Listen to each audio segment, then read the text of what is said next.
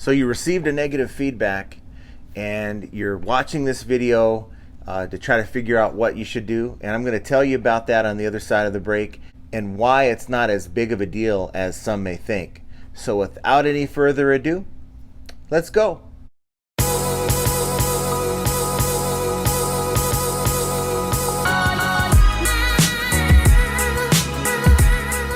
Welcome back to the channel. This is John from Flippin Ain't Easy. For those of you who've never watched my videos before, I'm a full-time reseller and I make these videos to help other eBay sellers possibly like yourself try to navigate through the trials and tribulations of eBay, and so thus the name Flippin Ain't Easy in this channel.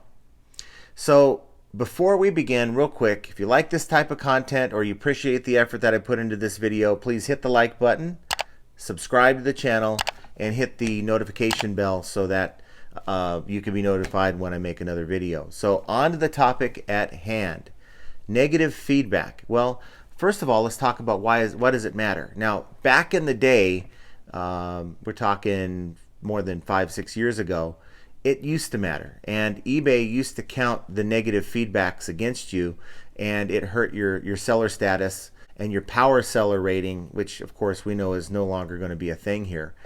And really, feedback right now is just a way to allow buyers a chance to see what sort of interactions you as a seller have previously had with other buyers in order for them to feel more comfortable with the actual transaction that they were about to make. Personally, I think that Cassini, the eBay search engine algorithm, is a little bit affected by it, not as much as it used to be, because there's a lot of different things that affect your search rankings more, but it's definitely something that you should keep an eye on. You don't want your negative feedbacks to be through the roof.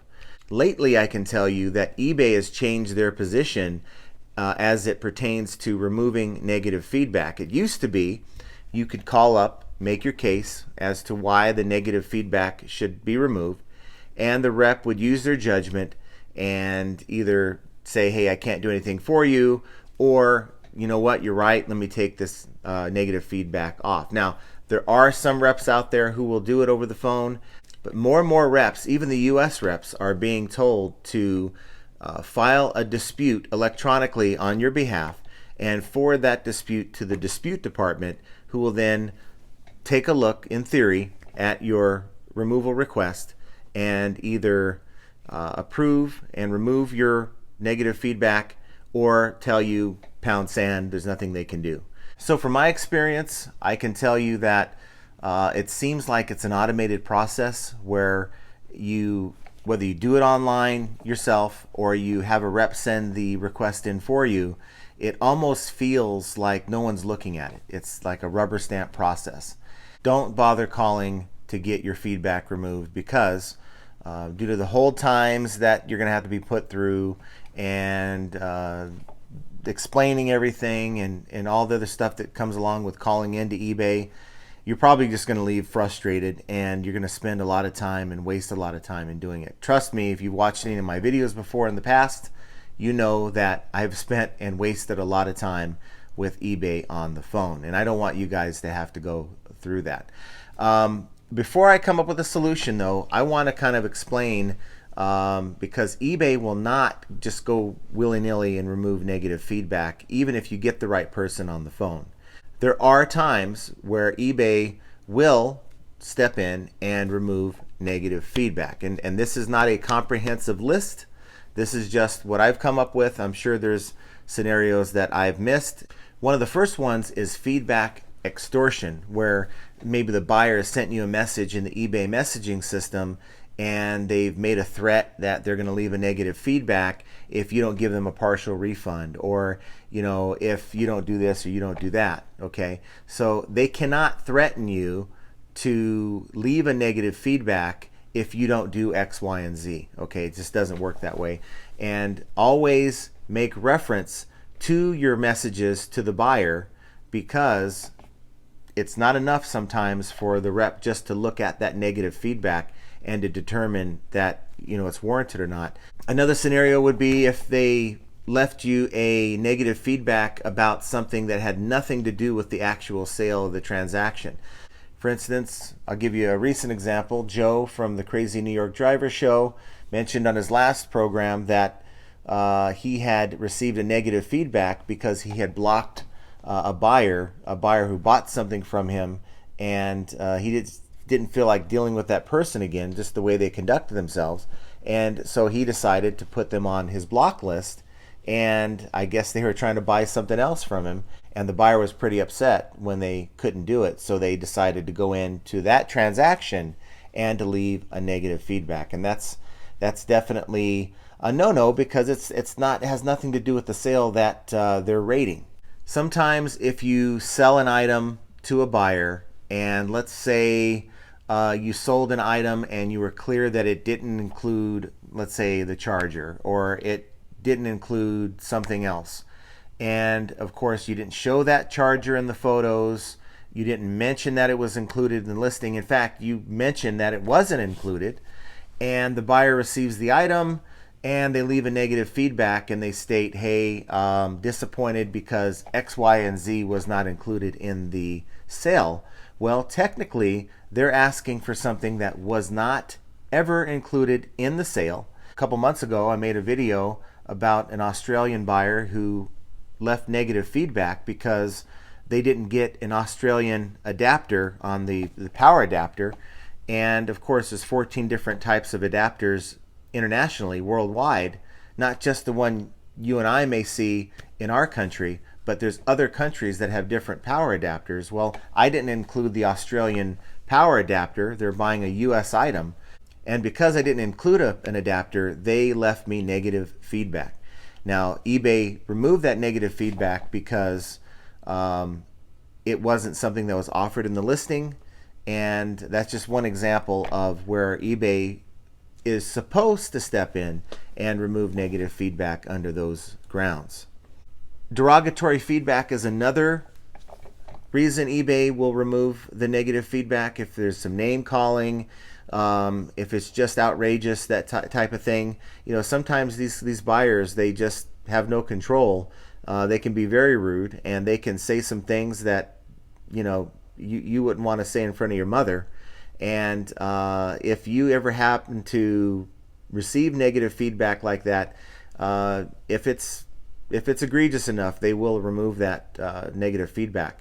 Buyers who leave a negative feedback because the package in their mind arrived late, yet you have, let's say, handling time set, or in the listing it stated it was supposed to arrive by a certain date, and it did. However, the buyer is not happy because they expected it to arrive earlier. And sometimes eBay can list an actual expected arrival date, but your customer has different expectations that it should only take 2 or 3 or 4 days, yet you have 2 or 3 days handling and a later arrival date. Well, eBay should cover you on that according to their own policies, and that is grounds for removal as well. You just have to be able to show in the tracking information that the item arrived, or there was an attempted delivery on or before the actual date listed in your listing. So if your buyer contacts you beyond your 30-day return period and they're trying to get a refund, or they're stating that somehow there's a problem with the item, yet they never gave you a chance to utilize your return policy within the 30 days, that in itself is grounds to have negative feedback removed. The reason why I know is many of you would also know the situation that I dealt with a couple months ago, where someone bought those headphones for me, and they claimed that the headphones arrived to them broken. The headband part was broken. They took the time to fix, maybe tape it up and make it work for them, but not once did they contact me to let me know, to allow me to make it right. And I guess they decided after the 45th day that they were going to contact me. They told me they didn't want a refund, but it was more along the lines of, please check your items in the future so that this doesn't happen to someone else. And so I did reply back to them and say, hey, we do check our items and we've had nothing but success with the other items we sold. And I sort of wondered to the customer why they didn't reach out to me to allow me to try to help within that 30-day period. And their response was not to interact with me anymore. They left me a negative feedback saying that I was rude, and I guess they're expecting me to offer a return beyond the 30-day window. And maybe it's because they've done this before and other sellers have done this for them. But you know, you got to stand your ground sometimes, and that's what I did. And I got that removed eventually as well, even though when I tried to call in twice, speaking to two different reps, one in the US, they wouldn't do anything other than, let me just go ahead and send this over to the rubber stamp dispute department and see what they can do for you. And that was worthless, which is why I tell you, do not call, because it's going to waste your time and you're going to be more frustrated with eBay than you probably already are or have been. And so those are scenarios that eBay will step in and remove the negative feedback. Now, there may be more, and of course, leave that down below so that we can all learn from each other. Before making this video, I kind of brainstormed and determined those are the ones that either I dealt with or the ones that came to mind. So as I mentioned earlier in the video, these are all great to know what eBay will do or when eBay will remove negative feedback, but what should you do when you receive a negative feedback? Well, number one, as I mentioned earlier, do not call in to get the negative removed, because eBay is changing the way they handle that process, okay, at least when they get a request over the phone. So that's a no-no. Contact eBay for business on Facebook Messenger. Now that's how I got my 2 negative feedbacks this year removed. And that was in both cases after having unsuccessful interactions with people over the phone. Now, Facebook for business, you can either do it on your PC, Mac, your tablet, your iPhone, your Android, whatever you use. I happen to use my iPhone and simply go onto the app, and you have to explain thoroughly and make your case as to why the negative should be removed. You can't just go in and say, item number 12345, please remove the negative feedback, because if you don't give this person enough information to work with, they're probably going to rubber stamp it and say, sorry, I can't help you. Okay, so you need to explain, and sometimes it's going to be long. In my experience, the reps that work at eBay for business, they do go through what you have to say. They are reading, they are focusing on what you're telling them, so do take the time to put any pertinent information, make references to conversations in the eBay Messenger, as I mentioned before. Mention item numbers specifically, mention why the customer left a negative feedback, and mention to them why you feel like it should be removed. If you happen to have reference to the actual policy under help and contact, you can probably go there and maybe make reference to the specific issue. So from my experience and from talking to other people, I'd say about 75% of the time, 80% of the time, you're going to be successful going this route rather than making a phone call. Okay, so save yourself the hold time. It may take you about 10 to 15 minutes to kind of type it all up, send it, and then you should get a response usually within about a day or so. Sometimes they can get back to you the same day, sometimes it's the next day, but they're very good about getting back to you as well.